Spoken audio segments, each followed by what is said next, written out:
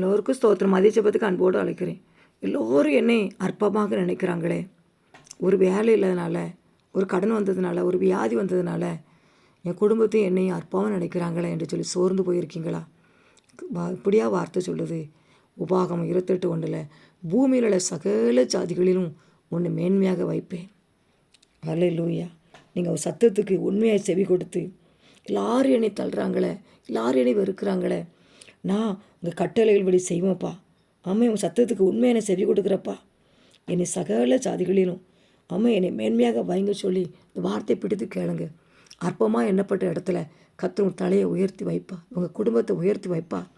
நீங்கள் இந்த நிலைமையில் நீங்கள் அப்படியே அழிஞ்சு போக மாட்டீங்க. அழுவ ஒரு காலம் உண்டு, சிரிக்க ஒரு காலம் உண்டு பாருங்கள். எல்லாத்துக்கும் ஒரு காலம் வச்சுருக்கிறாரு. நீங்கள் அற்பமாக நினைக்கப்படலாம்.